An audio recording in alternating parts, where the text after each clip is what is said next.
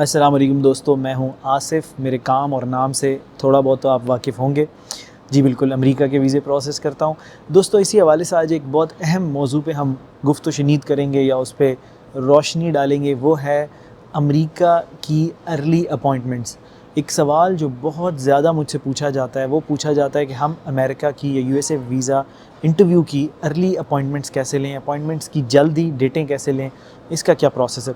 देखें, इस हवाले से मैं आपको आगाह कर दूं, दो चीज़ें भी हम डिस्कस करेंगे, एक अर्ली अपॉइंटमेंट्स के हवाले से और दूसरा ये कि अमेरिका का वीज़ा कहाँ से अप्लाई किया जा सकता है। क्या आपको रेजिडेंट होना ज़रूरी है?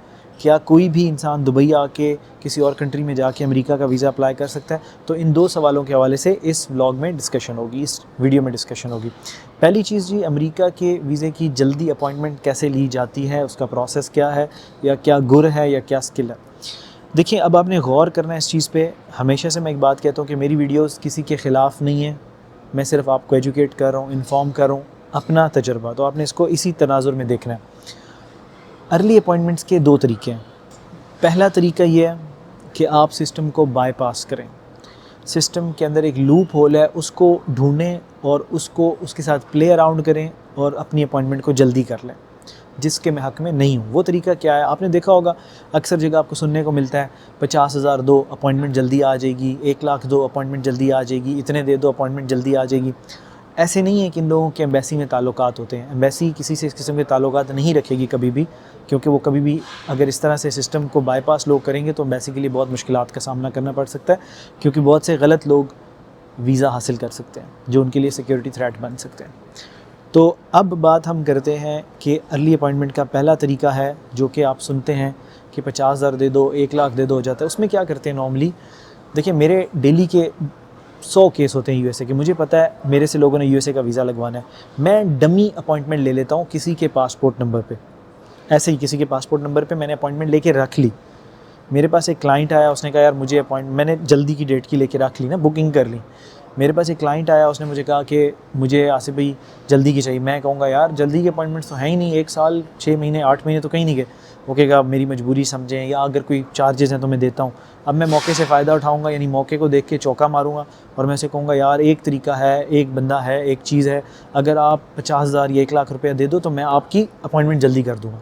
अब वो करना क्या है? उसने माना ओके, मैंने उससे पैसे लिए, साथ ही मैंने वो जो मैंने एक बुकिंग करके रखी हुई थी उसमें पासपोर्ट नंबर एडिट कर दिया, क्योंकि ऑप्शन है एडिट करने का। मैंने उसका पासपोर्ट नंबर डाला, एडिट करके उसको पकड़ा दी। अब क्या है कि ये ऑफिशियली तो सिस्टम में अलाउड एडिट करना, आपने एडिट कर दी, ठीक है, कोई ऐसा मसला नहीं है, मतलब अपॉइंटमेंट ही है, जेन्युइन है, उसको अर्ली डेट की मिल गई।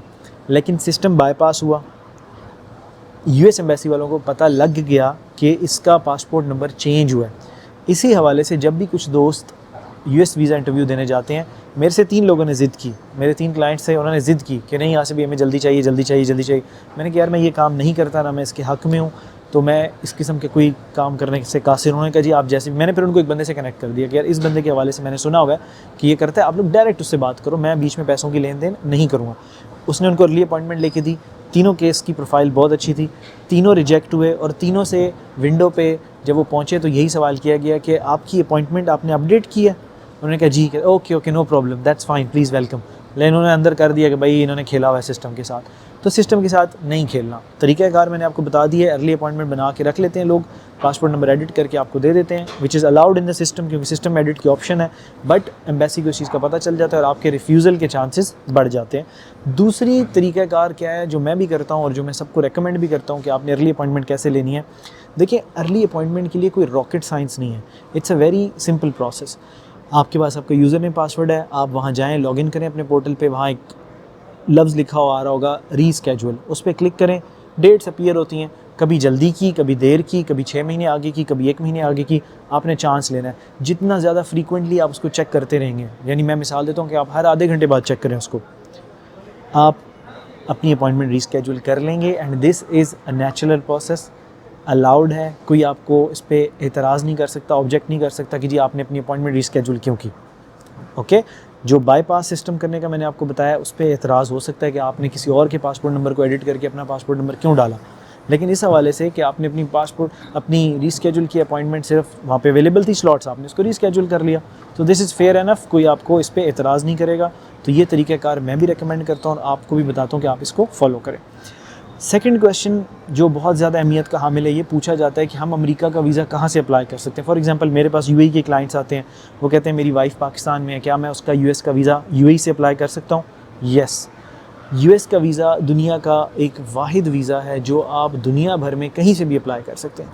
यही वजह है कि जो मैं भी एक प्रोसेस करता हूँ, मुफ्त वीज़ों का प्रोसेस करता हूँ डेली, वो मैं दुनिया भर में करता हूँ, अमेरिका का करता हूँ और किसी कंट्री का नहीं करता।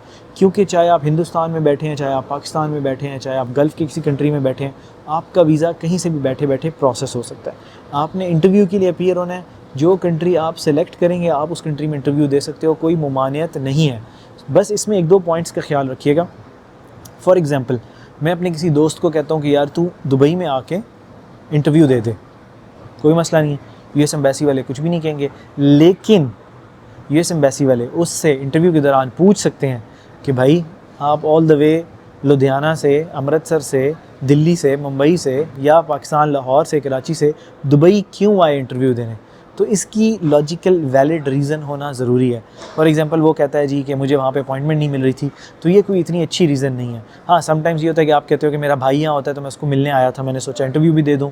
आपने कहा कि मैं हर साल दिसंबर में वैसे भी दुबई आता हूँ तो मैंने सोचा मैं इंटरव्यू भी दे दूँ। मेरे कई क्लाइंट्स के ऐसे वीज़े लगे हैं। अभी रिसेंटली एक क्लाइंट का वीज़ा नॉर्वे से लगा, यानी वो नॉर्वे गए हुए थे, वहाँ पे उन्होंने यूएस एम्बेसी में इंटरव्यू दिया और उनको यूएस का वीज़ा मिल गया। अब इमेजिन करें एक पाकिस्तानी दुबई का रेजिडेंट नॉर्वे जाके अमेरिका का वीज़ा ले रहा है, ये कितनी मज़े की चीज़ है, कितनी इंटरेस्टिंग चीज़ है। लेकिन उनके पास ये था कि उनकी वालदा वहाँ मुकीम थी, नॉर्वे में मुकीम थी, तो उन्होंने कहा मैं अपनी वालदा को मिलने आया हुआ था, साथ ही मैंने इंटरव्यू भी दे दिया, मेरा वीज़ा भी लग गया। तो अगर मैं इसको टू कट इट शॉर्ट, आप कहीं से भी अमेरिका के वीज़े का इंटरव्यू दे सकते हैं, आप एलिजिबल हैं, कोई आपको रोक टोक नहीं करेगा। मगर वीज़ा ऑफिसर अगर पूछ लेता है आपसे कि आप यहाँ क्यों आए हैं इंटरव्यू देने, तो आपके पास कोई सॉलिड वैलिड रीज़न होनी चाहिए, ना कि आप ये कहें कि मुझे अपॉइंटमेंट नहीं मिल रही थी। तो ये दो क्वेश्चन आज हमने आंसर किए अर्ली अपॉइंटमेंट्स के हवाले से और आपके यूएस वीज़ा इंटरव्यू की लोकेशन के हवाले से। वीडियो अगर आपको पसंद आई है तो इसको लाइक कीजिएगा, चैनल को सब्सक्राइब कीजिएगा और बेल आइकन प्रेस करना मत भूलिएगा। Thank you.